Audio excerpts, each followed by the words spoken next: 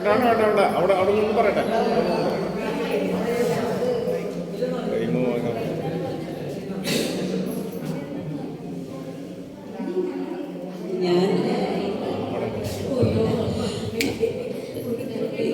Sreeja teacher പറഞ്ഞു ഞാൻ നിർത്താതെ സംസാരിക്കുമായിരുന്നത്. പക്ഷേ ഞാൻ അധികം സംസാരിക്കുന്ന ആളല്ല, വളരെ ഒതുങ്ങി മാറി നിൽക്കുന്നൊരു വ്യക്തിയാണ്. പക്ഷേ കാവ്യശിക്ക് എന്ന് വന്നു കഴിഞ്ഞാലും ഞാനിങ്ങനെയാണ്, വയലുണ്ടാകും. ഇവിടുത്തെ ഓരോ സെക്ഷനുകളും എനിക്ക് അത്രയും പ്രിയപ്പെട്ടതായിരുന്നു. ഞാൻ 4 വരി പാടി എൻ്റെ അഭിപ്രായങ്ങളൊന്നും പറയുന്നില്ല, കാരണം ഒന്നും പറയാനില്ല. അത്രയും ഇഴയെടുപ്പത്തോടു കൂടി, അത്രയും സ്നേഹത്തോടു കൂടി, അത്രയും മനോഹരമായ ഒരു ക്യാമ്പായിരുന്നു. എനിക്ക് പോകാൻ സമയമായതുകൊണ്ട് ഞാൻ കൂടുതലൊന്നും പറഞ്ഞില്ല. 4 വരി, അതായത് ഇതൊരു പരിസ്ഥിതി ക്യാമ്പാണ്. നമ്മളിവിടെ വന്നിട്ട് എന്ത് നേടി, നമുക്ക് എന്തായിരിക്കും മെച്ചം, അത് മാത്രം പറഞ്ഞുകൊണ്ട് ഞാൻ നിർത്തുന്നു.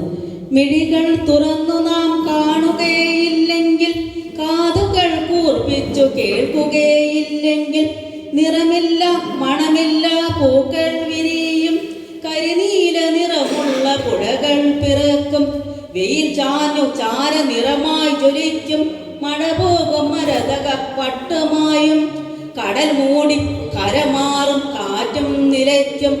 ഉണർന്നെണീക്കുക, ഇനിയെങ്കിലും നമ്മൾ ഉയിരിനെ കാക്കുവാൻ ഒത്തുചേർന്നിടുക.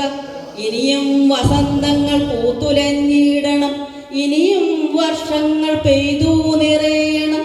പാടുമൊരുപാട് പുഴകൾ പിറക്കണം, പാടങ്ങളിൽ സ്വർണ്ണമണികൾ നിറയണം. ഉണർന്നെണീക്കുക, ഇനിയെങ്കിലും നമ്മൾ ഉയിരിനെ കാക്കുവാൻ ഒത്തുചേർന്നിടുക. ഇത്രയും പറഞ്ഞുകൊണ്ട് നിർത്തുന്നു. ഈ സഹവാസ ക്യാമ്പ് കൊണ്ട് പരിസ്ഥിതിയെ സ്നേഹിക്കുന്ന എല്ലാവർക്കും വീണ്ടും ഒരിക്കൽ കൂടി ആശംസയും നന്ദിയും അറിയിക്കുന്നു.